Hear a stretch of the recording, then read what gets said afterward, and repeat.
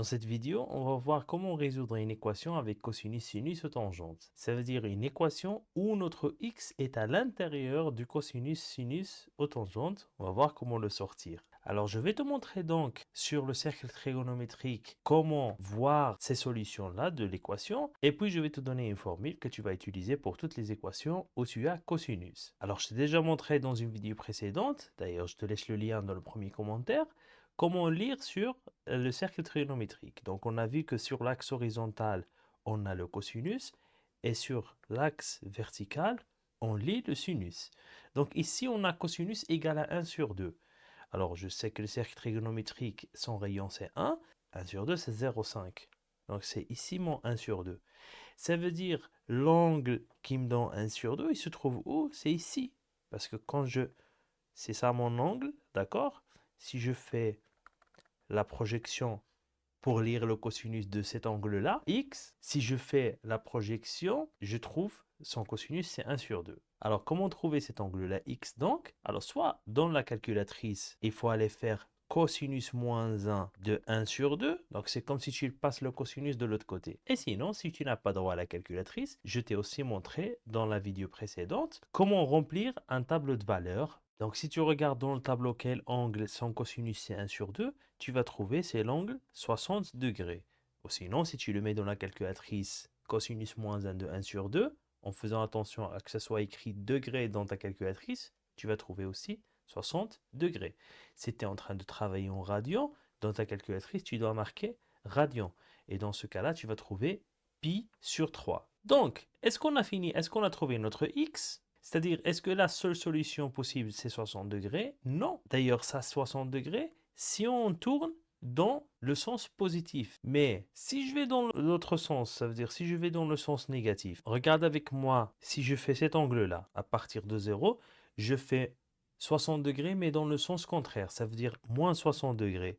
Son cosinus, c'est aussi 1 sur 2. Ça veut dire que quand tu vas résoudre une équation avec cosinus, quand tu fais cosinus moins 1, tu prends la valeur que tu vas trouver grâce au tableau ou bien calculatrice, mais aussi son opposé. Maintenant, est-ce qu'on a fini? Est-ce qu'il n'y a que 60 degrés et moins 60 degrés? Eh bien, désolé, la réponse est toujours non. On n'a pas encore fini. Parce que ce soit dans le cas de l'angle 60 ou bien dans le cas de l'angle moins 60, imaginons si on est sur l'angle 60, si on fait un tour complet, c'est-à-dire si à partir de 60 je fais un tour complet, ça veut dire 360 degrés, je vais tomber encore sur la même position qui me donne un cosinus égal à 1 sur 2. Si je fais encore, je tourne une deuxième fois, une troisième fois, etc. Ou bien si je tourne encore un tour complet dans le sens contraire, je vais toujours tomber sur la position de l'angle 60 degrés, mais avec un tour de plus, ou deux tours de plus, ou trois tours de plus. Pareil pour l'autre solution. Donc, comment écrire ça? Tout simplement, on va écrire grâce à la formule suivante. Donc, dans la réponse, on a deux solutions. On a cosinus moins 1 de 1 sur 2 et on a le moins cosinus moins 1 de 1 sur 2. Ça veut dire, si j'écris ça en résultat, on a dit c'est 60 degrés et moins 60 degrés. Plus, j'écris à côté 360 fois k, avec k appartient à z. Ça veut dire quoi ça? Ça veut dire que k, il peut être égal à 0. Ça veut dire je fais aucun tour. Ça veut dire je suis sur 60. Ou bien k égale à 1, ça veut dire je fais un tour dans le sens positif. K égale 2, je fais deux tours dans le sens positif, etc. Et dans l'autre sens, si k égale à moins 1, ça veut dire je fais un tour dans le sens négatif. Si k égale moins 2, je fais deux tours dans le sens négatif, etc. Donc, tu as bien compris. Tu mets donc les deux solutions que tu vois sur le cercle, par exemple dans ce cas-là, 60 et moins 60, et pour chacun, tu mets plus 360K pour dire toutes les solutions possibles. Donc, en gros, on a une infinité de solutions. À chaque fois que je fais un tour, je vais tomber sur une autre solution. Mais la forme de toutes les solutions possibles, c'est ça. Donc, c'est ça notre résultat final. Pour les élèves qui ont besoin du radian aussi, collège et Matipro, on va voir exactement la même chose, mais cette fois-ci en radian. Donc, c'est pas un autre travail, c'est toujours la même formule. Ça veut dire on a deux cas de figure, cosinus moins 1 de 1 demi et moins cosinus moins 1 de 1 demi. Et bien sûr, là, grâce au tableau de valeurs, je trouve pi sur 3 et moins pi sur 3. Donc, au lieu d'écrire en degrés 60 degrés et moins 60 degrés, je dois écrire en radian la réponse pi sur 3 et moins pi sur 3. Et au lieu d'écrire plus 360K, 360 en radian, c'est 2pi, un tour complet. Donc, plus 2K pi, avec toujours K appartient à Z.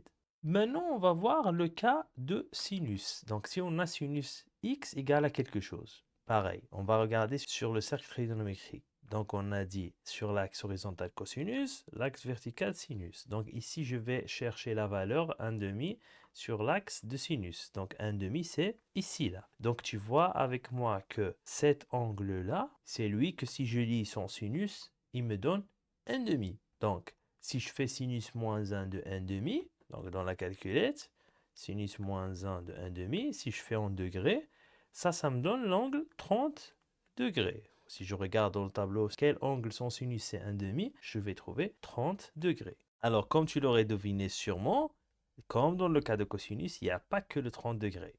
Bon, déjà, il y a 30 degrés, et puis à chaque fois que je tourne, maintenant tu le sais, mais il y a aussi un autre angle qui est celui-ci. Tu vois que son sinus, c'est aussi 1/2. Donc, c'est lequel? Cet angle-là. Alors, regarde avec moi que la mesure de cet angle que je viens de mentionner, c'est 30 degrés. Donc, ça, c'est 30 degrés. Donc, si je veux, moi, de 0 jusqu'à là où on est, ça veut dire si je veux cet angle-là en entier, qu'est-ce que je dois faire? J'ai ça, c'est 180, demi-cercle. Si je fais 180 moins 30, ça va me donner ce que je cherche. Donc, mon angle, je l'obtiens 180 moins 30. Donc, à chaque fois, tu vas devoir trouver la première réponse en faisant sinus moins 1 de la valeur que tu as dans l'équation. Et l'autre valeur, tu vas devoir faire 180 moins ce que tu viens de trouver. Contrairement au cas de cosinus, que c'était la valeur obtenue avec la calculatrice ou avec le tableau et son opposé. Dans le cas de sinus, c'est la valeur obtenue et 180 moins cette valeur-là. Donc, si on résume ça dans une formule, on aura sinus moins 1 de 1/2 plus 360K, bien sûr pour faire tous les cas, et 180 moins sinus moins 1 de 1/2. Donc, si je calcule ça, on a dit c'est 30 degrés et 180 moins 30, ça fait 150 degrés plus 360K. Donc, ça, c'est le cas de degrés. Le cas du radian, donc on va faire pareil, c'est les mêmes formules, sauf que au lieu de 180, on va écrire pi, parce que pi, c'est 180. Et au lieu de 360K, on va écrire 2πk. Voilà. Donc, si on fait avec un tableau de valeurs, on a sinus moins 1 de 1/2, c'est l'angle pi sur 6. Et je fais pi moins pi sur 6 pour le deuxième cas. Donc, si je fais ça, si je mets au même dénominateur, ça veut dire 6pi sur 6 moins pi sur 6. Je trouve 5pi sur 6. Et finalement, on va voir le cas de la tangente. Donc, si j'ai tangente x égale à 1, par exemple, je veux chercher c'est quoi le x. Donc, tu sais que la tangente, on l'aligne sur l'axe qui est tangent au cercle verticalement vers le 0. Tangente égale à 1, le 1 c'est ici. Donc quel angle me donne 1? C'est cet angle-là. Donc à partir de l'angle, on doit tracer le trait et lire tangente sur l'axe vertical. Donc dans ce cas-là, la valeur de tangente c'est 1. Donc pour trouver cet angle-là, maintenant tu sais, il faut faire x égale tangente moins 1 de 1. Donc ça, si tu mets en degrés dans la calculatrice, ça va te donner l'angle 45 degrés. Si tu regardes dans un tableau de valeurs, tu vas trouver aussi 45. Pour ceux qui font en radian, tu vas trouver c'est l'angle pi sur 4. Est-ce qu'il n'y a que cet angle-là? Non. Il y a aussi celui-là. Tu vois? Parce que depuis cet angle, si je trace une droite, je vais tomber sur la valeur 1 aussi. Ça veut dire qu'il y a aussi cette réponse. La réponse ici et ici. On a deux réponses. Sauf que cette fois-ci, on n'aura pas deux formules. Parce que je peux mettre les deux dans une même formule. Si je prends juste la première solution et je fais plus 360, je vais tomber toujours sur la même position. Mais par contre, si je veux réunir les deux là en même temps, je vais écrire la première réponse, ça veut dire le 45 degrés, plus cette fois-ci capi, ça veut dire je rajoute des demi-cercles. Si je rajoute demi-cercle à 45, tu vois on tombe sur la deuxième valeur. Donc si je rajoute encore un demi-cercle, je vais tomber sur la première valeur, mais avec un tour complet. Si je rajoute demi-cercle, et ainsi de suite. Donc tu vois que dans la même formule, je peux écrire les deux en même temps. Donc là, je peux écrire x égale à tangente moins 1 de 1, qui est bien sûr 45, plus 180K. Et pour le cas du radian, j'écris pareil, x égale tangente moins 1 de 1, mais au lieu de plus 180K, je vais écrire plus kpi. Et bien sûr, le tangente moins 1 de 1, on a dit c'est pi sur 4, plus kpi. Voilà comment on résout les équations de cosinus, sinus et tangente. Donc avant que tu partes, je te laisse un petit exercice pour t'entraîner. Et puis, une fois que tu l'as fait, envoie-moi tes résultats sur les réseaux sociaux.